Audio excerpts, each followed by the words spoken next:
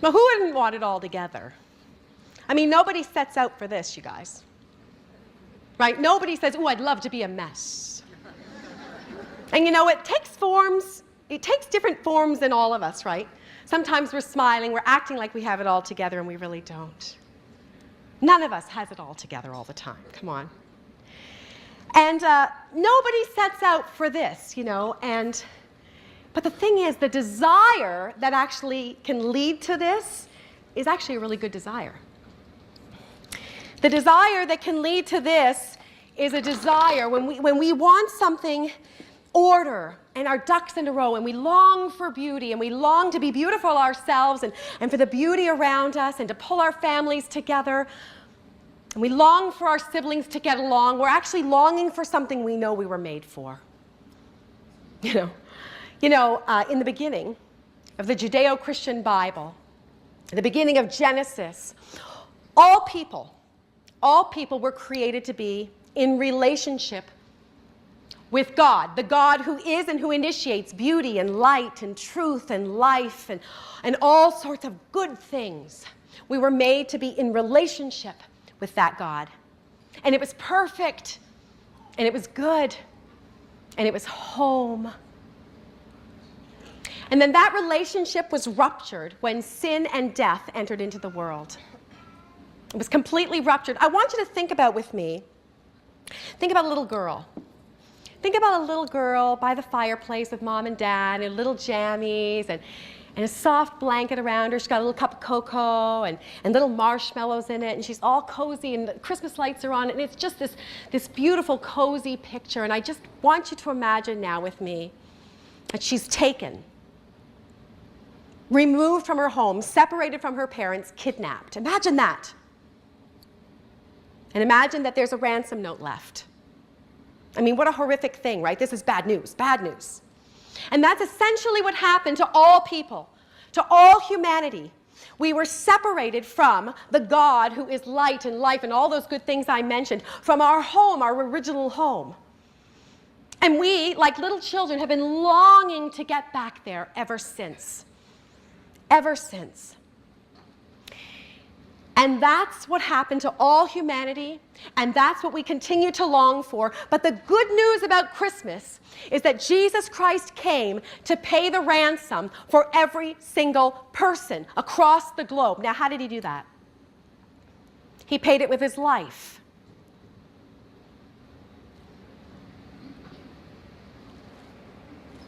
You know, if you've ever watched a movie about a kidnapping, there's lots of them out there. For example, Liam Neeson's Taken.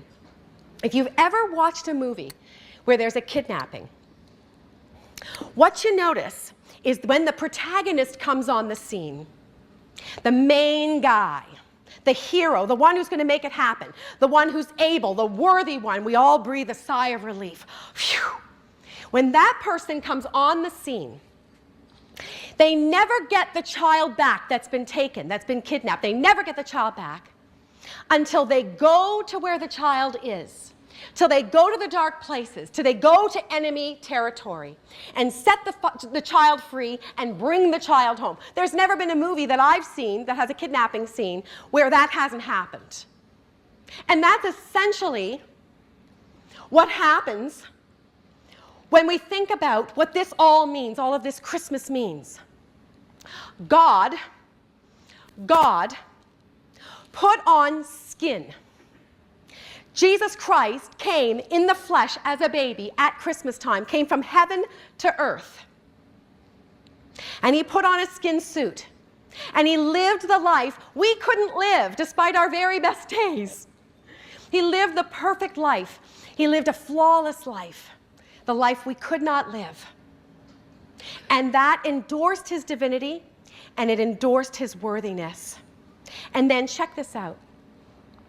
He went to the cross. He died on a horrific death. Early Palestine, the Romans created this execution on a cross, a crucifixion.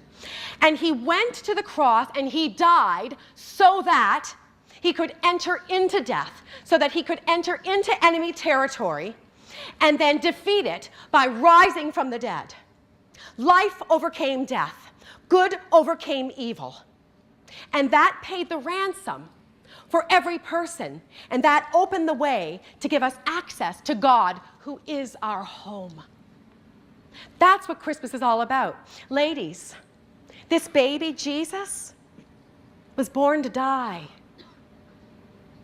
Jesus is the real heart and life of Christmas.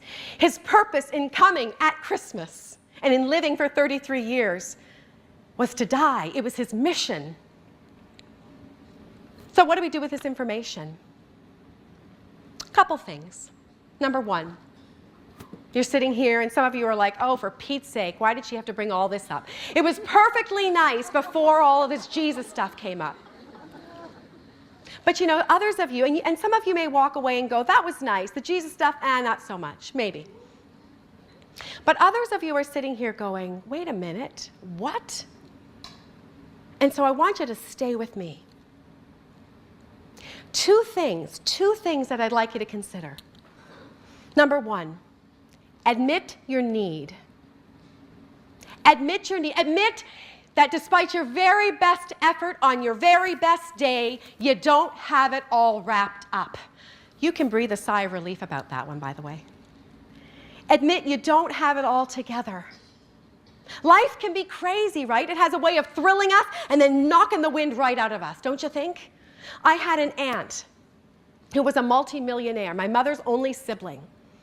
And she used to say to me, her life was a wreck, and she used to say to me, oh, Nancy, I'll come to know Jesus. I'll come to follow Jesus when I get my act together, when I get organized, and you know what? About a decade ago, she was still trying to do it on her own.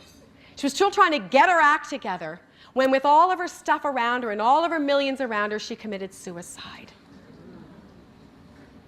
Admit your need. Life is crazy.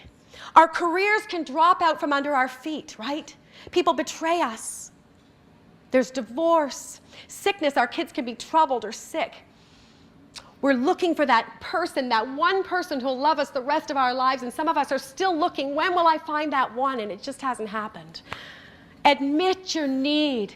Admit that on your very best days, you really don't have it all together. And here's the good thing, you don't have to. You don't have to. Number two, the first one, admit your need.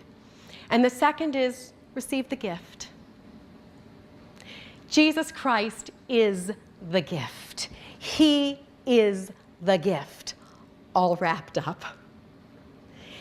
And receiving him means that you say, yes, and thank you to the ransom you paid for my life. It means that you'll say, when he says, in this world you will have many troubles, but take heart, I have overcome the world, that you say, thank you, I'm following you on that one. He has made a way and he is the way, and you'll follow him and let him lead you home. That's what it means to say yes to the gift. Yes, but I'll tell you this, ladies, he will never force it on anyone. He opens it and he offers it. He is the gift. He opens himself up to you. He offers himself to you, and some of you will say, for me, and will walk away thinking it's not for you. It is for you. He is for you. He is the gift.